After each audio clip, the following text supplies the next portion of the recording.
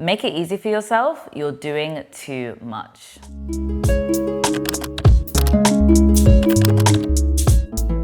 Okay, let's play a game. What do the following things have in common? Telfar, Loewe, Rhode by Hailey Bieber, and the Oura Ring.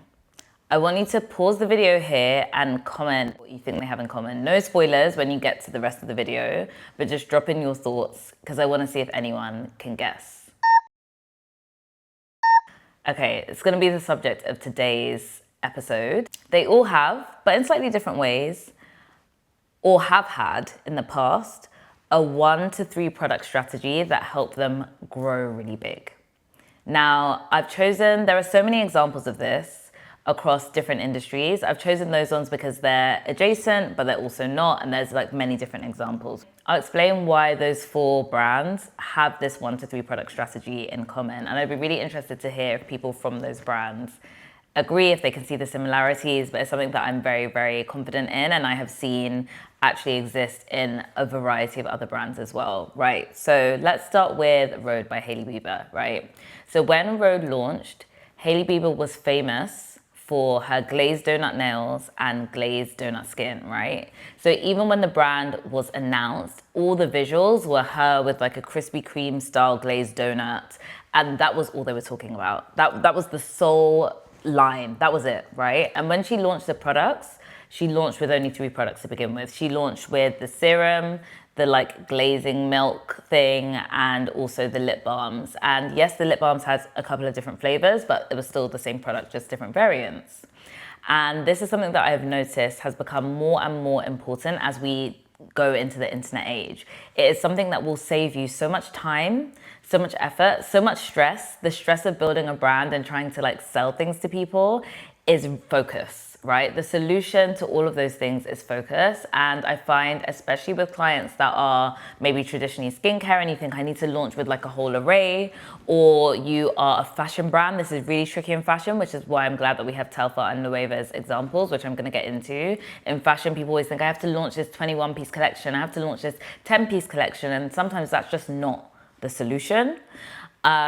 So I've given the example with the glazed donut skin and the glazed donut nails. That was basically like one product story, and she only had 1 to 3 products that she needed to talk about. That saved their whole organization so much time when it came to thinking about marketing messaging, content creation, how to position the brand. Instead of saying, hey, I've launched a skincare range and it's got 10 products and this one does this and that, it was very, very tight, very simple. There was something for your lips, something for serum, and then a moisturizer to go on top. Very, very simple product suite.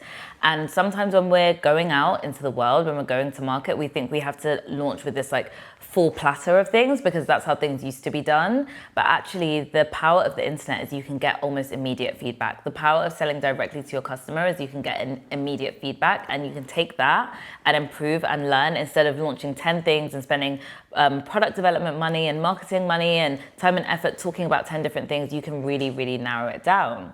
This is something that's really common in tech. And for those who may be newer to me and newer to my journey, I'm heavily, heavily inspired by the tech industry when it comes to marketing, when it comes to how I was inspired to build my career. Tech is all about MVPs. Tech is all about simplicity and going out into the world and trying something and then learning and then editing that and building on that. MVPs are your minimum viable product, right? So that means what's the smallest version of the thing that I can launch that will help me begin the journey to grow into something else. And an example of that is, say you want to build a members club, a global members club. You might start by one city without even having a members club. You may do a monthly meetup to begin with. That is an MVP version of the wider thing. And I think that kind of mindset can be applied to anyone who's building a brand, especially in the internet age. So with Oura Ring, like I said, is a tech company. That's the only product they have. As a company, maybe they have other sub-brands that seem unrelated, but they have launched with one product. There is the Oura Ring, and that's pretty much all there is on the website, right? They have different generations of it, they upgrade it, there's different colorways, but it's one thing, it's one product, it's a singular story, and people can really latch onto that. So people immediately are talking about the Oura Ring. They're not talking about the Oura necklace, earrings, different types of rings that do different things. It's one story to begin with as they continue to grow and dominate the market. And like I said, this is a really common thing in tech that I think other industries can learn from, and there are many, many other examples. Now you might be wondering, okay, that makes sense when it comes to when Rhode launched, and bear in mind that I'm heavily emphasizing that this is about Rhode's launch, not necessarily how they grow, because 1 to 3 products is helpful for you to either unlock a big jump in growth or to help you launch your brand. But obviously as you grow, you want to introduce new things, and that's completely fine when the time is right. So I guess the question is, how do you figure out if the time is right? I would always say that you need to get to a level of understanding with your audience and a level of like saturation before you start talking about 20 things. If you are new to the market, or if you're unknown, maybe you've been here for a minute, but you're not that popular, you are still going to be spending time in your promotion, your marketing, helping people answer these subconscious questions. What's this brand again? What's it about? And why should I even care about it? I've spoken in other videos about this idea of why should I care? We are inundated with stuff. You have to do so, like your promo and your marketing is not just about like, this is my product, you should buy it. It's also about this is why this brand is relevant, and you have to do all of that storytelling. It's a lot to do at once. And the second and potentially even more powerful side of that is the paradox of choice. This is a very classical and historical challenge that comes with different choices that we're afforded in life. It's the idea that when we're given too many things to pick from, we get overwhelmed, and then it just paralyzes us. So instead of us saying, it's this idea of like, okay, your friend could ask you, what do you want for lunch? And you're like, I don't know, like, where do I start? But if someone says, do you want pizza? Do you want pasta? It's an easier choice to make. That is the offer that you want to continue to give your audience when you go out into the market. You don't want to talk about 20 things, especially when you don't already have a foothold on your audience. They don't understand your brand, especially when you're early. You want to say, you can pick from these 2, 3, maybe even just pick this one thing. You either pick it or you don't. That is the simplest way to start to build momentum. And there's even this whole conversation that we had in last week's episode around this idea that there are different strategies that apply at different stages of your brand's maturity. If people don't know you, make it easy for them. Make it easy for them. Show up where they need to show up and give them simple options. Don't give them 20 options and then they just get confused and they'll just move on to someone who's over there who's giving them like a simpler selection. And then I think the third thing that you need to always think about is like, what is easy for you? No matter how much money you raise, businesses are always strapped for resources. We're always trying to figure out, okay, where should we spend our time that's going to give us the most impact and the most return on our investment, right? Do you have the capacity right now in your brand or in your business to apply loads of different marketing strategies to 20 products? Do you have the people to do that? Do you have the money to do that? Do you have the messaging to do that? Keep it really simple and focused and build from there. It sounds like, oh, well, I'm going to miss out because I want to offer, I want something to suit everyone. So I want to offer them 10 different things. It's okay to speak to a small group at first as you're building your audience and building momentum, and then expand as time goes on. So you might be wondering, okay, so you've mentioned Rhode, you've mentioned Oura Ring. What about Loewe? What about Telfar? I'll start with Telfar. So Telfar, as of this year, has been around for about 20 years, right? But they had their big inflection growth point in about 2020, so about 5 years ago. And when people say Telfar, when I say Telfar, what do you think of? Do you think of the shopping bag or do you think of some of their clothes? It's likely that you think of their shopping bag. At least 3 years ago, you probably thought of the shopping bag. The shopping bag is the thing that took the business to new heights. This has been covered extensively. They have loads of other clothes. They had things going on. 15 years in the run up to 2020, they had loads of other stuff that they were producing. But when they were able to land on a product, and I don't think it was intentional, I don't think they sat in a room and said, we need one product that's gonna help us take off. Sometimes these principles we learn in hindsight, but when the bag took off, it went astronomical, right? And it helped them unlock so many new customers, so many new eyes, so much new revenue. And that's something you can really learn. There's so many other examples of brands that launched in the last 5 years that also were like, okay, we have these 10 things, but actually we're really gonna hone in and talk about these 2-3 things the most because that's what people understand, and that's what's working, and that's the entry point. I would think about it as like an entry point for people understanding you and what you do. And I do think this can also be applied to an extent to like content strategy, content creation. You want to talk about 20 things, great. Why don't you get known for 2 or 3 things to begin with, or 1 or 2 things to begin with? And that really helped that Telfar grow as a brand. Loewe, another brilliant example of this. And I think there's so many layers to why they have become so successful. I think they are a $2 billion business now. And really, 10, 15 years ago, even though they had been around for a few decades, they weren't cutting through in the cultural or financial zeitgeist in the way that they are now.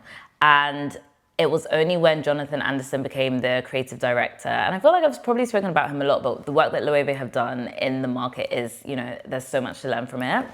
He introduced the puzzle bag, and the puzzle bag got introduced, I think, at the beginning of his tenure, so about 10 years ago, I think in 2015, and that bag has stayed basically in every season, the bag is still there. So it's not something they launched and then they left. They've continued to reinvent it, redesign it, add new colorways, do collaborations, add accessories, change the material, increase the sizes, reduce the sizes. But they've stayed very true to the puzzle silhouette because it was something, I don't think it took off immediately. I think it did okay. But when it started to build momentum, they leaned into it. And it's funny because I was listening to Telfar's interview with the cutting room floor the other day, and he was saying that in his mentorship conversations he had spoken to, I think, someone who was on the leadership team at Coach, and they were talking about, okay, so what should we do next? We don't want to depart from who we are, but we also want to do something fresh. And that mentor has said, the shopping bag is working, keep doing it. And this is something that I've observed really plagues creatives a lot, is that when you have a creative idea, you put something out, you're really excited about it. But because you've incubated it for so long and you see it every day, you're like, I am tired of this thing. Like, it's boring now, no one cares. And I always say that when you are beginning to get sick of something as a creative, is probably the beginning of when the masses are starting to catch on to it and starting to really resonate with it. And this is, again, I keep talking about in my videos about the difference between creative and marketing, is that you scratch your creative itch by producing the thing in your mind and maybe doing a couple of variations. But the marketing part is the creativity and business. It's mixing the two together. And sometimes you have to suspend your creative preciousness to understand that, okay, this is actually what's going to help our brand become a household name. We're going to continue. And obviously, Loewe had a bunch of other viral moments. They have continued to introduce, like the egg heels, the rose heels, the nail polish heels. They have the pixel hoodie. They have so many different designs, the bubble glasses. They've had so many different things that have helped the brand continue to grow and grow and grow. But isn't it interesting how the puzzle bag has stayed a staple? And I did as much digging as I possibly could, but it wasn't super obvious, and not everyone posts their financial reports. But I would be very, very surprised if the puzzle bag did not drive a lot of either that overall revenue or at least bring lots of new customers to the fold, right? Because accessories, especially in luxury, have always driven the majority, especially leather goods, especially handbags. Like handbags and shoes have always driven the wider income portfolio of luxury brands. So for them to have had that, and for the puzzle to come back literally every year, for them to have exclusive collections with moda operandi and have all these different things going on, that shows you that that puzzle bag is doing well for them, and they are continuing to reimagine and reformat what it could look like in every single season. So they have also stumbled across, and maybe it wasn't intentional from the get-go, but they've also stumbled across something that was, again, their kind of 1 to 3 product unlock that they kept doubling down on. So I would basically ask you to ask yourself, am I doing too much? Am I trying to release and talk about 10 different items? I would ask you to look at either the content you're putting out or look at maybe the products that you're putting out and ask, what are the things that have resonated the most? What are the things that I feel like are going to be the standout, and how can I maybe either scale down the amount of products I'm releasing or create products that complement that main thing and support that whole, something that shopper of the main thing or the main 2 or 3 things would love as add-ons. That is a great place to start. Again, when you grow and you get really big, you can be flexible and try all these new things. But again, we all have limited resources. So I'm trying to help you think about how you can make the most with the minimum, because that is actually how you become sustainable. And I'm really passionate about being able to find ways to sustainably grow and not stress yourself out, you know, not burn yourself out, not burn all your money, because we all know that building brands and marketing and creating content is costly. It's costly for every single one of us. So we should always be thinking about how can we maximize our return? So yeah, ask yourself if you're doing too much and let me know what you think.